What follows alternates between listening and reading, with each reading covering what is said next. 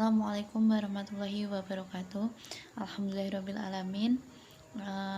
Alhamdulillah, atas ridho Allah kita masih diberikan kesehatan sehingga kita dapat mengikuti perkuliahan walaupun dalam kondisi yang seperti sekarang ini. Semoga teman-teman tetap bersemangat kuliah dengan kondisi yang seperti ini. Di sini saya dari kelompok 1 akan mempresentasikan makalah kami yang berjudul Dasar-dasar Pemetaan Penginderaan Jauh, Sistem Informasi Geografi, dan isu-isu yang terkait. Yang pertama, langsung saja, yaitu tentang dasar pemetaan yang akan saya jelaskan. Yang pertama, pengertian peta. Ada beberapa pendapat yang mendefinisikan tentang peta sendiri. Yang pertama adalah menurut ICA, yaitu International Cartographic Association. Menurut mereka, peta adalah gambaran atau representasi unsur-unsur kenampakan abstrak yang dipilih dari permukaan bumi yang ada kaitannya dengan permukaan bumi atau benda-benda angkasa yang pada umumnya digambarkan pada suatu bidang data dan diperkecil atau diskalakan. Yang kedua yaitu menurut Aryono Prihandito, peta merupakan gambaran permukaan bumi dengan skala tertentu digambar pada bidang data dengan proyeksi tertentu. Adapun menurut Erwin Rais, peta adalah bentuk konvensional dari kenampakan bumi yang diperkecil seperti kenampakannya kalau dilihat vertikal dari atas, dibuat pada bidang datar, dan ditambah tulisan-tulisan sebagai penjelas. Yang selanjutnya yaitu menurut Badan Koordinasi Survei dan Pemetaan Nasional, peta merupakan wahana bagi penyimpanan dan penyajian data kondisi lingkungan, merupakan sumber informasi bagi para perencana dan pengambil keputusan pada tahapan dan tingkatan pembangunan. Dari beberapa pendapat tersebut dapat disimpulkan bahwa peta adalah gambaran konvensional dari permukaan bumi yang diperkecil dengan menggunakan skala dan digambar di atas bidang datar yang dilengkapi dengan tulisan atau simbol-simbol sebagai identitas. Identitasnya ini biasanya dinamakan dengan legenda. Yang selanjutnya yaitu komponen-komponen dalam peta. Yang pertama, judul peta. Judul peta ini mencerminkan isi dan tipe peta. Judul biasanya dicantumkan di bagian atas peta dengan huruf besar. Adapun fungsinya yaitu menunjukkan daerah yang digambarkan oleh peta tersebut. Contohnya di pojokan kanan, itu judulnya. Yang selanjutnya yaitu orientasi atau petunjuk arah. Ini bias di gambar tersebut diletakkan di bawah judul. Selanjutnya yaitu skala. Skala ini merupakan angka yang menunjukkan perbandingan antara jarak di peta dengan jarak yang sebenarnya di permukaan bumi. Yang selanjutnya yaitu legenda. Legenda adalah keterangan yang penting yang memberikan keterangan dan penjelasan tentang simbol-simbol yang terdapat pada peta. Itu juga ada contohnya. Simbol sendiri ada kayak simbol garis, simbol gambar seperti itu, kayak contohnya gunung itu disimbolkan dengan segitiga, atau sungai yang digambarkan dengan garis lurus seperti itu. Yang selanjutnya yaitu garis koordinat astronomi. Garis ini diperlukan untuk mengetahui letak astronomi suatu tempat. Biasanya terdiri dari garis bujur dan garis lintang yang dituliskan di tepi peta dengan menunjukkan berapa derajat, berapa menit, dan berapa detik. Yang selanjutnya yaitu lettering. Ini merupakan tata dari tulisan yang ada dalam peta tersebut. Yang selanjutnya yaitu sumber dan tahun. Pembuatan sumber peta sangat penting, terutama untuk peta tematik. Sedangkan tahun pembuatan sangat penting mengingat ada tidaknya objek pada waktu pembuatan sekarang atau kemudian hari akan berubah, baik medan yang dialami maupun medan alami maupun medan buatan. Jadi kan bisa jadi pada tahun-tahun yang akan mendatang objek yang ada di peta yang dipetakan pada tahun tersebut masih ada, tetapi di tahun-tahun yang akan datang itu sudah tidak ada. Jadi tahun itu pentingnya untuk itu. Yang selanjutnya adalah insert, yaitu peta kecil yang berfungsi memberikan tekanan atau penjelasan pada peta utama, sehingga akan memperjelas dan mempertajam informasi peta utama. Yang selanjutnya yaitu garis tepi. Garis ini berfungsi mempermudah dalam membuat peta, biasanya dibuat rangkap 2. Yang selanjutnya yaitu tata warna dan simbol. Simbol adalah tanda atau lambang yang mewakili objek di permukaan bumi yang terdapat dalam peta. Oke, selanjutnya yaitu proyeksi peta. Proyeksi peta ini secara sederhana dapat diartikan sebagai cara pemindahan sistem paralel dan meridian yang ditetapkan pada bidang spheroid atau global yang dilengkung ke bidang datar peta. Gunaannya itu untuk memperkecil kesalahan dalam pembuatan peta, yaitu kesalahan tadi, jarak, arah, bentuk, dan luas tadi. Adapun macam-macam proyeksi, yaitu proyeksi peta azimutal, silinder, dan peta kerucut. Proyeksi azimutal ini merupakan proyeksi berupa bidang datar dan menyinggung salah satu kutub, daerah kutub, dan sekitar kutub. Cukup baik digambarkan dengan proyeksi ini karena tidak banyak kesalahan. Itu sudah ada contohnya di bagian kanan dari PowerPoint. Yang selanjutnya yaitu peta silinder. Peta silinder merupakan proyeksi yang menyinggung ekuator dan digunakan untuk di daerah di ekuator dan sekitar ekuator karena kesalahan di daerah ini tidak ada atau sangat kecil. Yang selanjutnya yaitu peta kerucut. Proyeksi peta kerucut. Proyeksi peta ini berupa kerucut dan menyinggung salah satu paralel di sekitar lintang tengah dan baik digunakan di daerah ini karena kesalahan yang sangat kecil. Sedang pada paralel singgung kesalahan tidak ada. Yang selanjutnya proyeksi peta menurut garis karakteristiknya dibagi menjadi 3, yaitu proyeksi normal, miring, dan transversal. Proyeksi normal sendiri yaitu proyeksi peta dengan garis karakteristik berimpit dengan sumbu bumi. Yang kedua, proyeksi miring yaitu proyeksi peta dengan garis karakteristik membentuk sudut lancip dan sumbu bumi. Yang selanjutnya yaitu proyeksi transversal, yaitu proyeksi peta dengan garis karakteristik berpotongan tegak lurus dengan sumbu bumi atau terletak pada bidang ekuator. Contohnya bisa dilihat dalam gambar. Selanjutnya yaitu proyeksi peta berdasarkan unsur yang bebas distorsi, yaitu proyeksi konform, proyeksi ekuidistan, dan proyeksi ekuivalen. Proyeksi konform itu maksudnya bentuk peta yang digambarkan itu harus sesuai dengan keadaan yang sebenarnya. Ekuidistan yaitu jarak di peta apabila dikalikan dengan skala yang telah ditentukan harus sesuai jarak yang sebenarnya. Dan ekuivalen yaitu daerah atau bidang yang digambarkan di peta harus sesuai dengan keadaan yang sebenarnya. Yang selanjutnya yaitu proyeksi yang menggabungkan ketiga kelompok proyeksi di atas, yaitu proyeksi silinder normal konform, proyeksi kerucut normal konform, dan proyeksi silinder transversal. Silinder normal konform sendiri yaitu proyeksi yang menggunakan bidangnya proyeksi silinder dengan kedudukan garis karakteristiknya normal dan sifat distorinya konform. Contohnya yaitu proyeksi Mercator. Yang kedua yaitu proyeksi kerucut normal konform.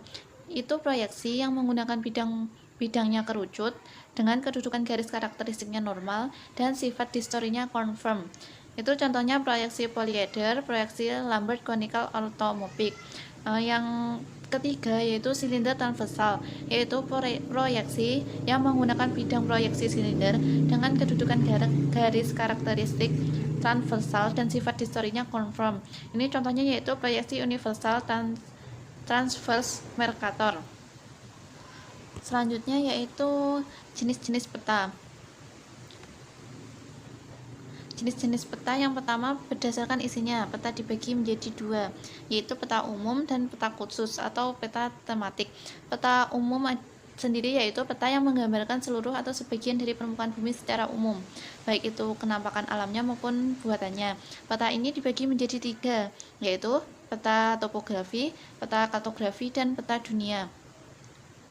Yang selanjutnya peta khusus merupakan peta yang di dalamnya hanya menggambarkan satu aspek dari gejala yang ada di bumi. Contohnya peta kepadatan penduduk, persebaran hasil tambang, ataupun persebaran flora dan fauna. Yang selanjutnya peta berdasarkan sumbernya itu dibagi menjadi 2, yaitu peta induk dan peta turunan. Yang selanjutnya yaitu berdasarkan bentuknya. Yang pertama, peta datar. Peta datar itu peta yang dibuat pada bidang datar seperti kertas, kain, kanvas, dan lain-lain. Yaitu peta timbul atau biasa disebut juga relief. Peta timbul merupakan peta yang dibuat secara 3 dimensi sehingga sesuai dengan bentuk permukaan bumi yang nyata dan sebenarnya. Peta digital adalah peta yang proses pembuatannya dengan menggunakan komputer. Biasanya data-data dari penampakan permukaan bumi akan disimpan dalam disket, hard disk, ataupun CD. Yang selanjutnya yaitu peta foto. Peta foto ini dihasilkan dari adanya musik foto udara yang dilengkapi dengan kontur, legenda, hingga ada namanya. Yang terakhir yaitu peta garis, yaitu peta yang menyajikan data alam serta penampakan buatan dari manusia yang disertai dengan bentuk garis, titik, dan luasan. Yang selanjutnya yaitu jenis peta berdasarkan skalanya, yaitu peta kadaster. Peta ini memiliki skala 1:100 hingga 1:5000. Umumnya peta ini menggambarkan peta tanah atau peta yang ada pada sertifikat tanah. Jadi peta kadaster ini umumnya ada pada sertifikat tanah. Yang selanjutnya yaitu peta skala besar. Peta skala besar ini memiliki skala 1:5000 hingga 1:250.000. Biasanya peta skala besar digunakan untuk menggambarkan suatu wilayah atau daerah yang memang sempit. Contohnya yaitu peta kelurahan ataupun peta kecamatan. Yang ketiga, peta skala menengah. Peta skala menengah ini memiliki skala 1:250.000 hingga 1:500.000. Biasanya peta ini memiliki cakupan yang luas. Contohnya peta provinsi seperti itu. Yang terakhir yaitu peta skala kecil. Peta skala kecil ini memiliki skala 1:500.000 hingga 1:1 juta atau bahkan lebih. Peta ini digunakan untuk menggambarkan daerah atau wilayah yang luas, semisal peta dari sebuah negara. Ada satu lagi yaitu yang lupa saya tuliskan di PowerPoint, yaitu peta geografis. Peta geografis ini memiliki skala lebih dari 1:1 juta, yang berarti bisa menampakkan atau menampilkan wilayah dari sebuah benua, samudra, hingga dunia. Jadi kalau peta dunia itu termasuk masuk dalam peta geografis. Oke, yang selanjutnya akan dilanjutkan oleh teman-teman saya. Assalamualaikum warahmatullahi wabarakatuh. Di sini saya akan melanjutkan presentasi, yaitu pembahasan tentang penginderaan jauh. Dalam bahasa Inggris, penginderaan jauh disebut remote sensing, yang artinya ilmu untuk mendapatkan informasi maupun objek dengan menganalisis hasilnya. Yang kedua, menurut Lillesand et al., penginderaan jauh adalah ilmu dan seni untuk memperoleh informasi tentang suatu objek, daerah, atau fenomena yang dikaji. Yang ketiga, menurut Lindgren, mengungkapkan bahwa penginderaan jauh adalah berbagai teknik yang dikembangkan untuk perolehan dan analisis informasi tentang bumi. Informasi ini khusus berbentuk radiasi elektromagnetik yang dipantulkan dan dipancarkan. Yang selanjutnya adalah penginderaan jauh, yaitu meneliti objek yang diindra. Sensor untuk merekam objek. Yang ketiga ada gelombang elektromagnetik yang dipantulkan atau dipancarkan oleh permukaan bumi. Yang kemudian data penginderaan jauh yang selanjutnya melalui proses interpretasi dapat diketahui jenis objek, area, ataupun fenomena yang ada. Yang selanjutnya penginderaan jauh, komponen-komponennya yaitu tenaga, ada objek, ada sensor, detektor, dan juga wahana. Dapat dilihat di sampingnya gambar penginderaan jauh, yaitu bumi itu memancarkan gelombang elektromagnetik yang kemudian ditangkap sensor pada satelit, yang kemudian satelit dapat mengirimkan pada gambar, pada berbentuk gambar. Yang selanjutnya adalah manfaat penginderaan jauh, Yang pertama, identifikasi penutupan lahan land cover. Yang kedua, identifikasi dan monitoring pola perubahan lahan. Yang ketiga, manajemen dan perencanaan wilayah. Yang keempat, manajemen sumber daya alam. Yang kelima, eksplorasi mineral. Yang keenam, pertanian dan perkebunan. Yang ketujuh, ada manajemen sumber daya air. Yang kedelapan, ada manajemen sumber daya laut. Terima kasih, sekian presentasi dari saya. Wassalamualaikum warahmatullahi wabarakatuh. Assalamualaikum warahmatullahi wabarakatuh. Perkenalkan, nama saya Afi Radatul Mafirah dari jurusan Tadris IPSA. Dan di sini saya akan melanjutkan presentasi dari Mas Takin. Dan saya akan menjelaskan tentang SIG atau Sistem Informasi Geografi. Nah, di sini saya akan menjelaskan tentang Sistem Informasi atau SIG. Sistem Informasi Geografi atau Geographic Information System atau GIS merupakan suatu sistem informasi yang berbasis komputer, dirancang untuk bekerja dengan menggunakan data yang memiliki informasi spesial bereferensi ke ruangan. Sistem ini mengatur, mengecek, mengintegrasikan, memanipulasi, menganalisa, dan menampilkan data yang secara spesial mereferensikan kepada kondisi bumi. Selanjutnya adalah ciri-ciri sistem informasi geografi. Yang pertama, SIG memiliki subsistem input data yang menampung dan dapat mengolah data spesial dari berbagai sumber. Yang kedua, SIG mempunyai subsistem menyimpan dan pemanggilan data yang memungkinkan data spesial untuk dipanggil, diedit, dan diperbarui. Yang ketiga, SIG memiliki subsistem manipulasi dan analisis data yang menyajikan peran data, pengelompokan dan pemisahan, estimasi, parameter dan hambatan, serta fungsi permodelan. Yang keempat, SIG mempunyai subsistem pelaporan yang menyajikan seluruh atau sebagian dari basis data dalam bentuk tabel, grafik, dan peta. Selanjutnya adalah substansi sistem informasi geografi. Yang pertama adalah data input, kedua data output, ketiga data manajemen, yang keempat data manipulasi dan analis.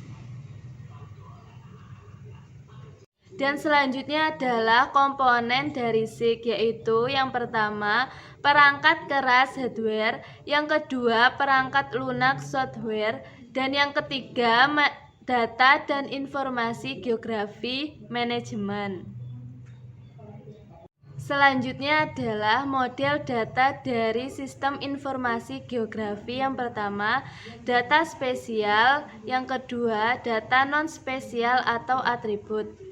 Dan selanjutnya adalah manfaat dari sistem informasi geografi, yaitu yang pertama mempermudah dalam melihat fenomena kebumian, yang kedua mampu mengakomodasi penyimpanan, pemrosesan, dan penayangan data spesial digital, bahkan integrasi data yang beragam, yang ketiga mampu memproses data dengan cepat dan akurat dan menampilkannya. Yang keempat, mengakomodasi dinamika data, pemutakhiran data yang akan menjadi lebih mudah. Dan di sini saya akan menjelaskan tentang isu pemetaan sebaran COVID-19 di tanah air yang dikembangkan oleh Universitas Indonesia. Nah, pada hari Jumat tanggal 20 bulan Maret tahun 2020 ada sebuah berita yang dikabarkan dari tribunmanado.co.id yang menggambarkan gabungan tim ahli dan penelitian Universitas Indonesia atau UI mengembangkan sebuah portal web GIS atau peta dalam jaringan atau daring. Dikutip dari Presnya, UI mengembangkan portal tersebut untuk membantu pemerintah gunanya untuk memetakan jumlah sebaran virus COVID-19 di Indonesia agar mudah untuk memantau persebaran COVID-19 supaya tidak semakin banyak lagi korban yang terkena virus COVID-19 ini. Dan di sini telah dijelaskan oleh Wakil Rektor Bidang Riset dan Inovasi Abdul Haris, mengatakan bahwa portal WebGIS ini akan mampu memetakan penduduk yang terinfeksi COVID-19 dan tahu letak persebaran lokasi pasien yang positif terinfeksi COVID-19, serta membantu pemerintah dalam memetakan atau memantau daerah yang terkena dan rawan terhadap kasus infeksi baru. Selanjutnya, penyebaran COVID-19 ini telah menjadi perhatian khusus di dunia karena penyebaran yang sangat cepat. Untuk itu, pemerintah berupaya mengarahkan tim ahli dan peneliti UI untuk bekerja sama mengembangkan persebaran COVID-19 secara akurat. Dan portal tersebut memuat informasi yang berkaitan dengan persebaran lokasi pasien yang positif terinfeksi dan dapat memantau orang dalam pengawasan atau ODP dan bisa memantau pasien dalam pengawasan atau PDP. Selain itu, portal ini gunanya untuk menggambarkan 3 kelas berdasarkan status kerawanannya, yaitu rawan rendah, rawan sedang, dan rawan tinggi. Kemudian, daerah yang berklasifikasi rawan tinggi atau zona merah ditandai oleh 3 hal, yaitu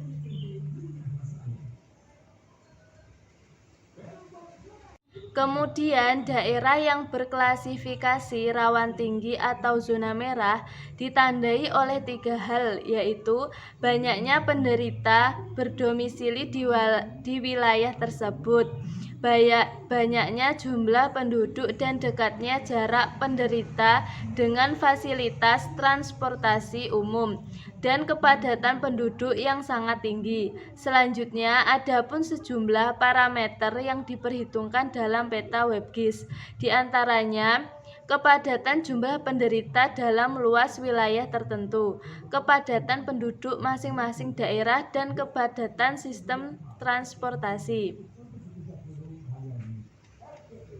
Dan selanjutnya, data ini yang akan dimuat dalam portal peta persebaran COVID-19 ini dihimpun dari berbagai sumber, baik pemerintah daerah maupun lembaga, dan semoga usaha pemerintah dalam memberantas COVID-19 ini semoga berhasil dan COVID ini segera berakhir dan masyarakat Indonesia dapat beraktivitas kembali di luar rumah.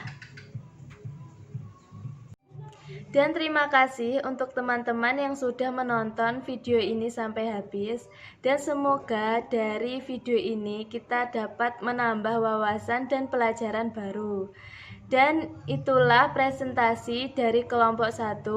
Kurang lebihnya kita mohon maaf. Dan wa akhiran, assalamualaikum warahmatullahi wabarakatuh.